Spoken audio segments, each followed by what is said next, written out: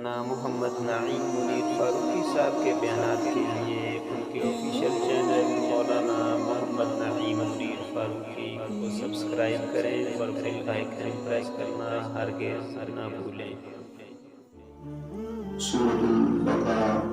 آیت نمبر 184 کا ابتدائی جز۔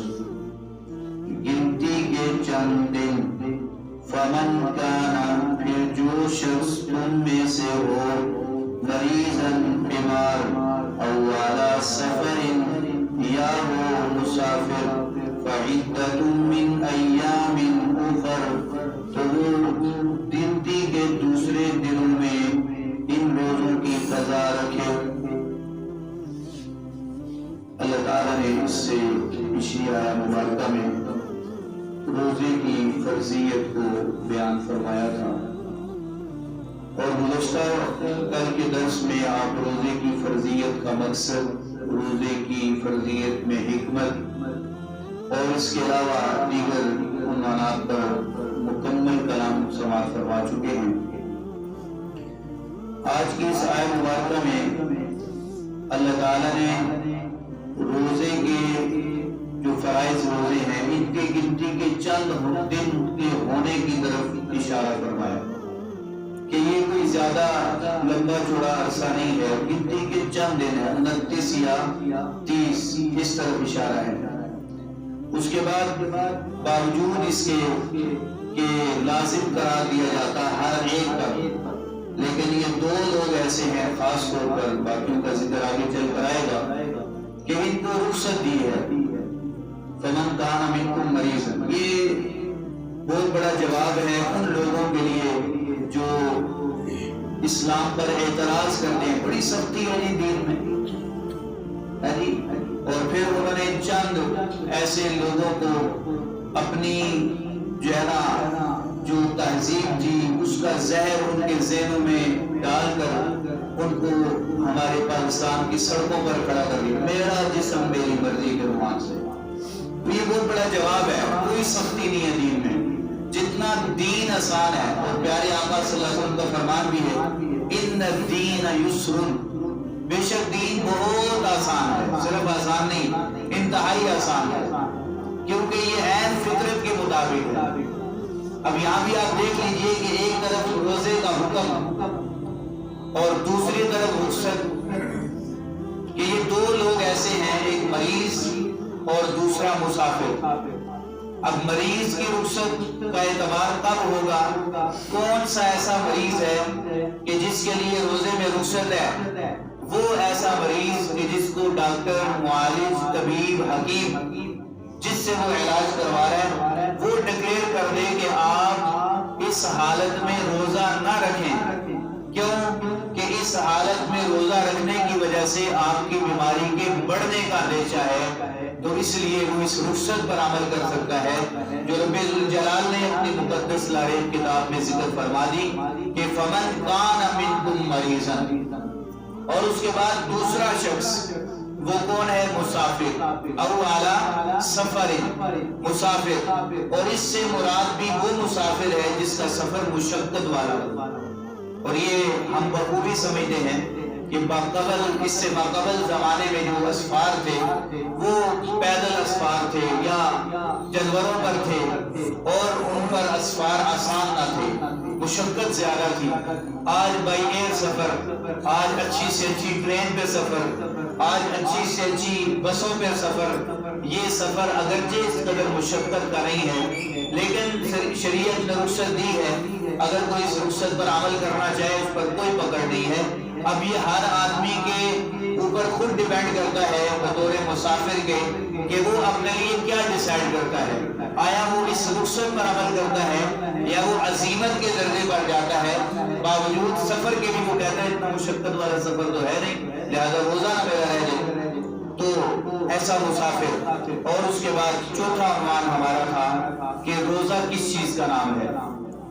روزہ صرف کھانے کا، شرعی اعتبار سے دیکھا جائے تو روزے کی تعریف یہی ہے، الامساک عن الاکل والشرب والجماع، کھانے پینے اور جمع کرنے سے رکنے کا نام روزہ ہے۔ لیکن یاد رکھیے گا صرف روزہ اور اس کا مفعول اسی پر بند نہیں ہے، بلکہ تمام اعضاء کا بھی روزہ ہے۔ آپ جا رہے ہیں راستے میں، کوئی غیر محرم آگے سے آ رہی ہیں تو آپ کا روزہ ہے، حالت روزے میں آپ کو یہی پریکٹس کروائی جا رہی ہے کہ آپ نے نظروں کی حفاظت کرنی ہے۔ جو آدمی اس ایک مہینے میں اپنے وجود کو پابند کر لے گا، اگلے 11 مہینے بھی اس کو کسی کو کہنے کی ضرورت نہیں ہے، بلکہ خود بخود اس کی نظر، حدیث پاک میں تو یہاں تک آتا ہے کہ اگر کسی کی اچانک کسی غیر محرم پر نظر پڑنے لگے اور وہ فوراً خدا کے ڈر سے نظر کو جھکا لے، اللہ تعالیٰ اسی وقت اس کے لیے بے جوڑ موتی کا جنت میں محل تیار فرمائے۔ سبحان اللہ۔ کتنی بڑی سعادت، پتہ ہی نہیں ہے، آج اس طرف توجہ ہی نہیں ہے۔ بھائی نظروں کی حفاظت ہے، کل للمؤمنین یغضوا من ابصارہم ویحفظوا فروجہم، یہ آیت تائید کرتی ہے اس حکم کی کہ روزے میں بھی ہمیں پریکٹس کروائی جا رہی ہے کہ ہم نے نظروں کی حفاظت کرنی ہے۔ اب کوئی یہ بھی اعتراض کر سکتا ہے کہ آپ نے تو صرف اس کے بارے میں کہا جو راستہ چلتے ہوئے کسی غیر محرم پر نظر پڑنے لگے جھکا لے، تو جو موبائل میں دیکھتا ہے، موبائل میں جو غیر محرموں کو دیکھنا ہے اس کی کیا اجازت ہے؟ ہرگز نہیں۔ جب اللہ کے قرآن نے واضح فرما دیا کل للمؤمنین یغضوا من ابصارہم، مومنین سے فرما دیجئے کہ اپنی نظروں کی حفاظت کریں، کیونکہ نظر شیطان کے تیروں میں سے ایک تیر ہے، جس چیز پر پڑتا ہے اس کا عکس دل میں لے لیتا ہے۔ اچھی گاڑی گزر رہی ہے، آپ نے دیکھا اور فوراً آپ کے دل میں حسرت پیدا ہوئی، یہ ناشکری ہے اس نعمت کی جو اللہ نے آپ کو دی ہے، چاہے وہ سائیکل کیوں نہ ہو، چاہے وہ گدھے کی شکل میں سواری کیوں نہ ہو، اپنی اس سواری کی جو خدا داد نعمت ہے اس کی ناقدری لازم آئے گی۔ اس لیے نظر کی حفاظت ہر اعتبار سے، بڑی کوٹھی دیکھی، بڑا بنگلہ دیکھا، بڑا کوئی مکان دیکھا، فوراً آپ کے دل میں حسرت پیدا ہوئی، اس سے ناشکری لازم آئے گی اس نعمت کی، چاہے وہ آپ کے پاس ایک کپڑے کے مکان کی شکل میں خیمہ کیوں نہ ہو۔ اللہ تعالیٰ کی ہر نعمت پر ہمیں شکر ادا کرتے رہنا چاہیے، یا اللہ تعالیٰ لاکھ لاکھ شکر ہے۔ تو نظروں کی حفاظت یہ بھی روزے کا اہم ترین جز ہے۔ اسی طرح کانوں کی حفاظت، کان میں بھی غیر محرم کی آواز نہ جائے، کان میں بھی غیر محرموں کے الفاظ نہ جائیں۔ اسی لیے تو شریعت نے حکم دیا ہے کہ دروازے پر دستک ہو اور مرد کوئی گھر میں نہ ہو تو اندر سے عورت اپنی نرم آواز میں مت پوچھے کہ بھائی کون ہے، کون ہے، سختی سے پوچھے، تاکہ باہر کھڑا ہوا انسان اس کی نیت میں فطور پیدا نہ ہو نرم آواز سن کر، بلکہ سختی سے پوچھے۔ اب شریعت نے یہ حکم دیا ہے، اب یہ احتیاطیں ہیں، احتیاطی تدابیر ہیں۔ کچھ عرصہ قبل جب کورونا آیا، اس قدر احتیاطی تدابیر بتائی گئی اور لوگوں نے اس سے بڑھ کر عمل کیا۔ بھائی سے سلام نہیں کر رہا ہے جی، اور میاں بیوی ایک دوسرے سے جدا ہو گئی، کیا ہو گیا جی، کہیں خدا نہ خاصہ کورونا نہ ہو جائے، اس قدر کیوں احتیاطی تدابیر تھی۔ اور میرے دوستو، جو شریعت نے احتیاطی تدابیر بتائی ہیں کہ اس سے کئی درجے زیادہ بڑھ کر ہیں۔ کان کی حفاظت، گانا وغیرہ، گالی گلوچ یا اس طرح کے کوئی اور ایسے الفاظ جو کان میں جانے سے انسان کے دل دماغ میں زہر پیدا ہو، اس سے بھی بچنا ضروری ہے۔ زبان کی حفاظت، زبان سے بھی ایسے بول بولنا، ایسے الفاظ کہنا ہے جی، وہ مشکل ہے جی، روزہ بڑا مشکل ہے جی، بتائیے مجھے کل کے روزے کا کسی کو پتہ چلا؟ کوئی ایک بندہ ہاتھ کھڑا کر کے کہہ دے جی مجھے بڑا پتہ چلا جی، روزہ بڑا سخت ہے۔ اللہ پاک کو کتنا کرم، میں آپ کو حیران ہوں، میں کل پورا تقریباً 4-5 گھنٹے میں بازار گیا رہا، آپ یقین کریں محسوس ہی نہیں ہوا ذرا برابر، جس کو کہتے ہیں پیاس لگ جائے، اتنی تھکاوٹ، اتنے جانا نہیں، پتہ ہی نہیں چلا۔ تو یہ اللہ تعالیٰ کی نعمت ہے، کوئی گلا شکوہ زبان سے بھی نہ ہو۔ اسی طرح کوئی بھی ایسا الفاظ، حتیٰ کہ گھر میں نے کہا نا کتنی احتیاطی تدابیر ہیں، جو بیوی ہمارے لیے کپڑے بھی استری کرے، دھوئے بھی، ان کو خشک کرے، ان کو ہمارے لیے ہینگری کر کے رکھے، کھانے بنا، صبح سحری میں ہم سے پہلے خواتین اٹھتی، اللہ تعالیٰ ان کو جزائے خیر عطا فرمائے۔ یقین کریں ان کی قربانی اور ان کا اجر ہم سے بڑھ کر ہے کہ وہ ماشاءاللہ ہم لوگوں سے پہلے اٹھ کر سارا دسترخوان سجا کر تیار کر کے اب وہ ہمیں اٹھا رہی ہیں۔ اب بتائیے ان کا کتنا اکرام ضروری ہے، کتنے ان سے، اس کے باوجود بھی ایک آدمی اگر باہر عورتوں سے بڑے پیار سے نرم لہجے سے بات کر رہا ہے، بول رہا ہے، اور گھر میں بیوی سے داخل ہوتے ہی لڑائی جھگڑا شروع کر دیتا ہے، بدتمیزی شروع کر دیتا ہے، اللہ کی لعنت ایسے شخص پر کہ جس کا باہر ایئر ہوسٹس، باہر ہوسٹس وغیرہ اگر وہ جو ہے نا آ جائیں ان سے بڑے پیار سے بات کر رہے ہیں، اور بھائی بیوی سے پیار سے بات کرنے کا حکم ہے، تو زبان کی بہت ساری احتیاطیں ہیں۔ اور آگے چلیے اسی طرح دل دماغ، جب آنکھ سے وہ غلط چیز دیکھے گا، کان سے غلط چیز سنے گا، زبان سے بولے گا، اس کا اثر دل دماغ پر ہوگا۔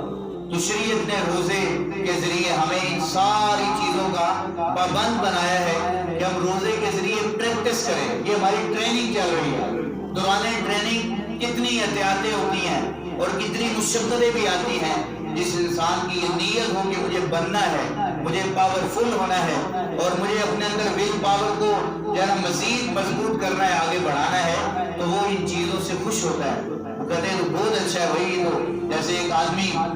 وہ کہتا ہے کولمبیا کا مسلمان جو تو مسلم تھا، اس سے پوچھا آپ کیسے مسلمان ہوئے؟ اس نے کہا کہ میں نے جب دیکھا مسلمانوں کی جو عبادت ہے نماز، میں نے دیکھا تو میں اس کے نتیجہ میں نے یہ نکالا کہ it's a very beautiful exercise, اچھی ایکسرسائز ہے، ہونی چاہیے۔ کہتا ہے میں نے بھی ایکسرسائز کے طور پہ شروع کر دیا۔